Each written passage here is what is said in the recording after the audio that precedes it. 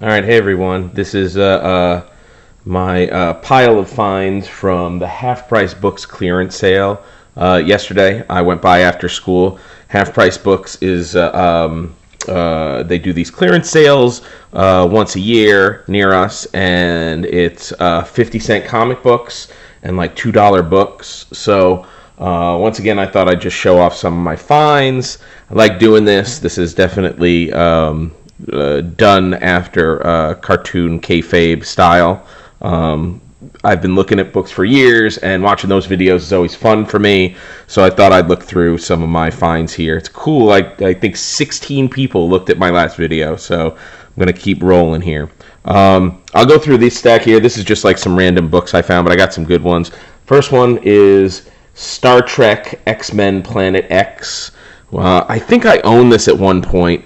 It's a weird team-up book. I think almost entirely predicated on the idea that Captain Picard should play Professor X in the X-Men movies. And it's a weird book, but I like Star Trek Next Generation. I just got into that. So I may give this a read, but probably not in public. I have a lot of collected Doonesbury, and I got to admit I don't need any more, but I couldn't walk away. I love the little dust jacket or the box set here. So, a couple of old Doonesburys. One Bad Day by Steve Ralston. I like Steve Ralston as a cartoonist. He's got a very clean style. He draws pretty eyes, which I know is a very specific thing, but I don't know. I liked a lot of his stuff, and I've never gotten around to this one, and that's cool. I also picked up a first edition of The Boys from Brazil. At these things, they usually have a pile of like old and interesting books. I like Ira Levin. Rosemary's Baby is like an insanely well-written book, and so is this one, honestly. So a first edition of that is cool. I also picked up Julie Doucet's My New York Diary. I have never read this. This was definitely on my radar when it was coming out and stuff, but never got around to it. This is just a blind spot, so I'm excited to check it out. All right, here's the comics. This is, I think all of these were 50 cents a piece, unless they had a quarter sticker on them, and then they were a quarter, so it was cool. I got a couple of Max issues. I got number 10, which I didn't have. I've been trying to build up my Max run, but I was really pumped to find a whole bunch of issues of the Max from later on in the run. You see a lot of the early issues of the Max in quarter bins when you're looking, but you don't see a ton of the later issues. Look at that cover. That's pretty cool. That one's really awesome too. I read the Max pretty solidly for the first maybe like, I don't know, the Pit crossover as a kid. That's where I stopped. But I was glad to find this because they've been kind of hard to track down for me. So it's cool to see that. Pit number 7. Again, I've been buying Pit too. And a Savage Dragon 58. Again, I wasn't really big on Savage Dragon, but it's been going on for so long that I really feel like I need to bend the knee toward it a little bit. So I've been picking up issues whenever I see them. Lobo's Back, number 1. This is a book that I lost in, we just had a flood in the house, in our basement, and I lost about 3 long boxes worth of comics. So Lobo's Back, and a lot of my Lobo comics are gone, so I'm rebuying them. So I was excited to check these out. It has a bunch of covers. I don't remember if mine had all these covers. I guess they did, but I don't remember it, so it's cool. All right, Blackwood number 2, written by Evan Dorkin. I missed out on this book when it came out. Found out about it after the fact, and when I saw just this one issue, I figured it'd be a good sampler. Evan Dorkin is as solid as they come. And I think sort of an underrated writer. He's such a great cartoonist that people underrate him for his scripts. So I'm digging on this, and I'm excited to go back and find some more. I also lost a ton of my Gilbert Shelton stuff to the flood.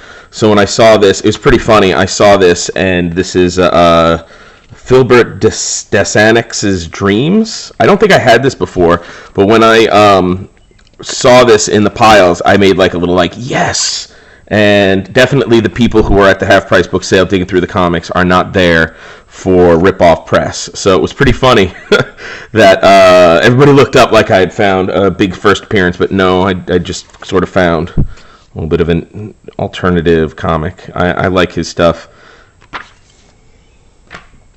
Gumballs, I found issues 2 and 3 of this by Aaron Nations. I think Aaron Nations is a trans cartoonist, and I really love these. This comic right here, I found this, and I was like, yes, this is my family to a T. This is my oldest son, Elliot, my middle son, Henry, and my youngest, Joan. So, also, whenever there's a comic that's not normally shaped, not a normal shaped comic at these types of sales, I usually snatch them up. That usually means something good. So I got 2 issues of that. It looks very, very fun. Yeah, gotta find number 1 now. Detonator. Detonator by Chaos Comics, Brian Pulido, Stephen Hughes. This is the team behind Lady Death. Oh, there's Lady Death. Lady Death, which was a big deal in the mid-2000s for a lot of comic book collectors. A Bad Girl. If I'm remembering my Wizard correctly, this was sort of their bid toward taking over the superhero market, or at least their nod toward it.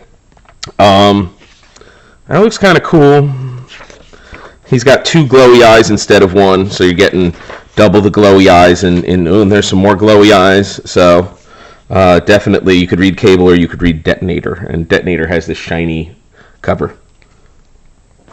I also picked up an issue of Megaton. I've never seen one of these in the back issue bins, so I thought I would look at it. I know a lot of people came through this book. Gary Carlson wrote a lot of it. And these characters are fun. I do think Berserker is a funny looking character, so it's cool. Darkwood by Aircel. Don't know much about it. It was a number 1 issue. This is definitely one of those cases where it's like, if I didn't pick this up, I doubt anybody was going to. Sort of sword and sorcery type thing. Interesting color. Yeah, goes on the list. The Motorbike Puppies by Dark Zulu. What's the name of this company? Dark Zulu Lies Comics. It's signed. I can't tell who it's signed by. That's the masthead, and I can't figure it out. But it's a weird-looking comic. I guess this is one of those... whoa, look at that. Dang.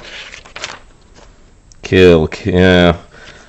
So it's signed, so I'm probably going to sell it and pay for my kids' college. Squalor #1 by published by First Publishing. Stephen Petrucca, who I think wrote a bunch of X-Files that I read as a kid, and Tom Sutton did the art on it. Sutton's a guy I remember from doing, like, I think he did he did some Godzilla, and he did some Son of Satan. This has a very Vertigo-y vibe. It's kind of cool.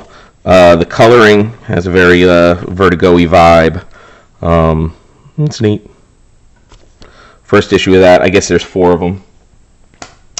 I'm not a big X-Men fan, but there was a run of Excalibur there. If you wanted every issue of Excalibur, you could have had them all, and they're in pretty good shape. I just grabbed #1, so now if you want every issue but #1, they're probably still there. Alan Davis is cool. This was always seemed like the, what's that term? The redheaded stepchild of the X-Men line. I'll look at it. New York City Outlaws #2, Ken Landgraf. He's great. I first found out about him not even from any of his comics, but he just popped up as a suggestion on Instagram that I would be interested in. I sure was. I love the coloring on this. The back page is Battalion, New York's #1 heavy metal band, which I tend to doubt, but yeah, this is a cool little find. I got 3 issues of Aliens Dead Orbit by James Stokoe. James Stokoe is so good. He's got a real sort of Eastern flavor to his work. He's famous for Orc Stain. He did a very cool Avengers in the Future comic that I think I used on one of these other videos. I am a big fan of Aliens. Aliens is probably the movie I've seen the most out of any movie that's ever made. I was a big fan of the Dark Horse comics as a kid because you weren't getting any sequels after Alien 3. So they did a good job with that, carrying the torch on it. In fact, the comics are quite a bit better than where the movies ended up going, I think. So these are good. I have #1 of this somewhere, I think. I didn't lose that in the flood. So I'm glad to have a complete run of this. It's a cool looking book, and he's an artist I'll buy whatever he does. Thrilling Adventure Hour #1. The first issue. I liked the podcast when it was still going. I was more of a Sparks Nevada, Marshall on Mars guy, but this is fun too. X Factor 26, again, not much of a X-Men guy, but this, and it does say Fall of the Mutant, so I know it's a crossover, but this did look like sort of a done-in-one, Walt Simonson on art, Louise Simonson writing, and it has, so I thought maybe I'd just get a little bit of a flavor for this book here, and that is my favorite Cyclops costume. I think that is, talk about underrated stuff. That's an underrated Cyclops costume. That's what the little toy looked like when I was growing up. So that's how I think of him when I do, which is all the time. I never stop. Okay, Ultimate Spider-Man 13. They had a whole run of Ultimate Spider-Mans there. Like if you wanted every issue, if you wanted this in issue form, you could have had them all except for the first couple. I picked up 13. This is one that I read in college. I thought this would be a good one for my classroom. Again, it's sort of a bottle issue where Peter Parker tells Mary Jane that he's Spider-Man, and I thought it was very nicely played out. As somebody who works with teenagers, I thought that Bendis got the rhythms of that right, and this will probably be something that lives in my classroom. An old Batman. This is from right around the era a little before when I started reading. Jim Aparo was on Batman when I started reading it, so he's sort of my road into Batman. But Breyfogle was also around and kicking on Shadow of the Bat. I forget what the name of that book was. Anyway, took a look at it. I also got this Incredible Hulk featuring the Punisher, Dale Keown. That lantern jaw there, man. That's a heroic looking Punisher in those pants. That'll be fun. Picked up this issue of Starreach. Starreach always has something interesting in it. This has some Ken Stacy. I think that's how you say his name. That's probably my favorite thing in here, but there's a bunch of other stuff. A lot of artists came through Starreach, I guess. So there's some Gene Day. I think everyone has some Gene Day. Look at that. That's really cool. I like that.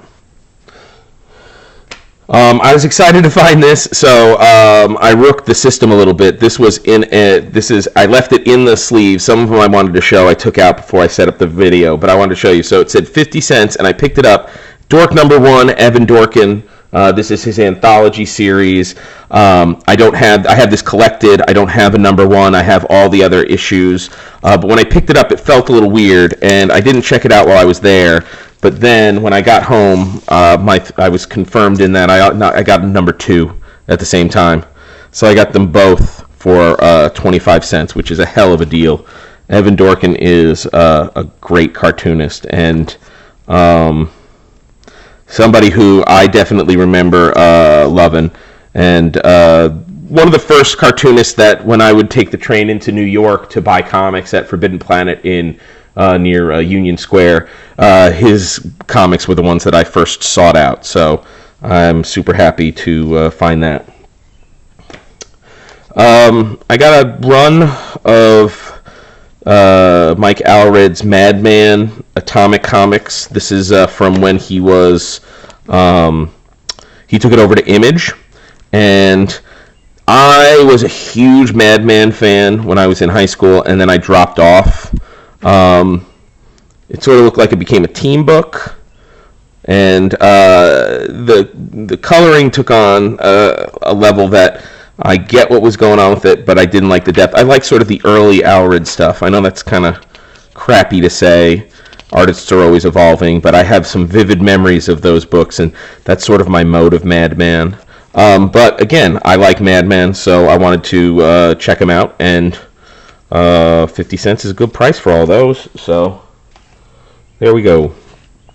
5-Star Comics, number 1. I don't know. This is a relatively recent release, 2011, 2012, and it looks like it's just some cartoonists playing with the fact that there are superheroes in the public domain that anybody can use. You don't have to pay anybody to use these characters, as far as I know, and they just decided to play around with them. It's in black and white. It's really nicely printed, and there's some cool stuff going on here. Worth checking out, I guess. 5-Star Comics. I don't know the name of the Black Bat. I don't know the name of the publisher. 5-Star Comics is the name of the publisher. When I first learned that you could you could go into a comic store and say, I want to try this book. You pick up a previews and you could flip through it. I started buying Oz. I think it was just called Oz. I liked the Oz books growing up, and this was sort of a superhero post something take on the Wizard of Oz. You can see all the characters are sort of scary looking, toting guns. I can't really defend this all that much, except to say I had a bunch of issues of it, and it was a comic where I really felt like I had to go out and seek this out and find it, and so I thought I would. There's a picture of everybody there. I thought I would check in with these characters. You got the Tin Man looking a little bit like a robot with the Cyclops visor. Got some P. Craig Russell Eclipse comics. This is from the 80s, and the color rocks. It's still, that's really impressive. I love his style. It's something that, in a million years, most people couldn't get close to doing, what he does. And, I pick up his stuff. 4 issues of Speak of the Devil, Gilbert Hernandez series for Dark Horse. Again, this is pretty new, I think, or maybe it's just a new collection. But it's $2 for 4 comics, and I'll track the other ones down eventually. Grunts. Grunts is a Mirage Studios. I don't know if it's a one-shot or a continuing series. Sort of doing the funny animal stuff. This is art. I think this is Kevin Eastman, inked by Brian Talbot, and look at that. It's a lot. I think that's what it is. There's also some Mark Baudet in here. I gotta tell you, this is a really nice package of a ton of comics. There's some Ninja Turtle shirts. Yep.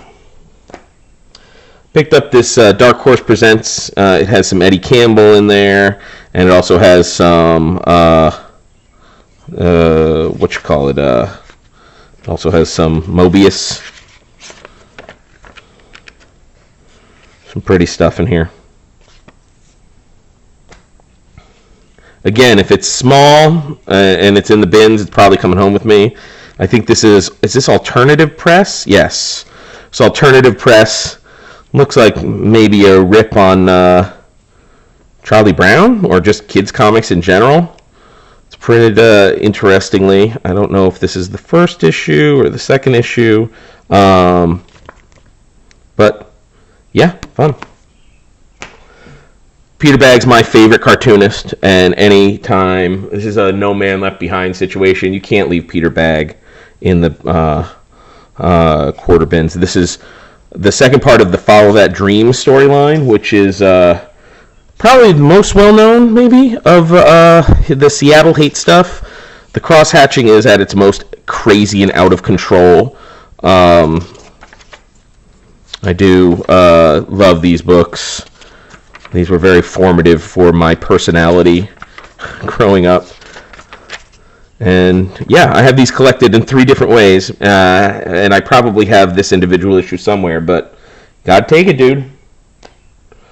Extra, I have no knowledge of the EC New Direction stuff, because obviously when you're looking back, most people are thinking about the horror, but this is some of that New Direction after they couldn't publish Tales from the Crypt anymore. You got Johnny Craig in here, John Severin, 2 Johnny Craig stories and a John Severin story. That's some value for your dollar. And my dollar was 50 cents. See, I haven't read any of these. So, you see them, you try them. Hawkmoon, the Mad God's Amulet. I've been on a sword and sorcery kick. I've been looking at a lot of the old Conan books. So anytime I see something like this, it's a first issue. It's a sampler. Pull it, check it out. Les McLean's Highway 13, published by Amaze Inc. Comics. I've looked at a lot of Les McLean stuff online. I like his character work. Yeah. This was a quarter. This was quarter 2, Hermes versus the Eyeball Kid. It's fun. 3 issues of this, I guess. I thought it was a one-shot when I pulled it. Headlopper number 4. Man, I don't think I saw this at all when it was in stores. If I had, I like to think that I would have picked it up. It's a quarterly book. It's heavy. It's done on nice paper. And the cartooning is out of control. There's a double page. Look at this. Ugh, that's so cool. I guess that reminds me of Mignola. It could be a lot of other things, but this is what I'm talking about here. Look at that. That's how you do it. I think I now have a quarter for that too. Come on. I think I now have all of those. A little run of Southern Bastards, 6, 7, and 8. This is an easy find in like libraries and stuff, but whatever. The Zone Continuum. I think this is issue 1. This is definitely issue 2, but I think this is issue 1. It just looked interesting. I haven't even taken these out of the bag yet, but you know, $1 for 2 of these. Definitely checking out. All right, we're coming to the end here. Box Comics number 14. I picked this up, of course, for the Dan Clowes cover, which, good God, look at that.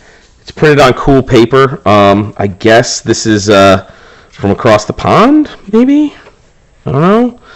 There's no interior stuff by Clowes. He just did the cover. But there's a couple of cartoons in here that I thought would be worth checking out. I've never heard of any of the other cartoonists, but again, just kind of trying to... Maria Pena, Ian Eddy, Michael Graham, maybe? But, yes, fun stuff. I picked up 2 issues of Sinner, which is, again, I guess published in the 80s or published over here in the 80s, translated by Fantagraphics. Just look, it looks amazing. This was another one I jumped all over when I saw it, and probably did not have to rush the same way because most of the people at these things are not looking for what I'm looking for. All right, I got this. This is The Winged Tiger by Phil Yeah. So, introductions by Mobius and Wendy Pinney. It is a very cool looking sort of wordless story that looks like Look, come on. You can't leave that behind. That's so amazing. Really well done. And one of the cool things about this Half Price Books clearance sale is that I think the company is like, just get it out of here. So sometimes you end up lucky and you find things like, look, this was signed with a little sketch in it by the author to Kathy and Zach. So Kathy and Zach's loss is definitely my gain. All right, last thing that I picked up was this giant collection of Bill Maudlin's Army. I've looked at a lot of, obviously these are some seminal comics work. Bill Maudlin was like sort of the comic storyteller of World War II, and very, very popular strip in Stars and Stripes magazine. And but what drew me in was the thickness of the book and the size of the reproductions. Like, you can really see what's going on with these. They are pretty darn neat. Yeah, I dig those a lot. This was like the last thing I saw, and then I had to get out of there because I'd already spent too much money. All right, those are my finds. I'm actually going to another thing to look for some back issues this afternoon, so I may have another one of these before too long. It's exciting stuff.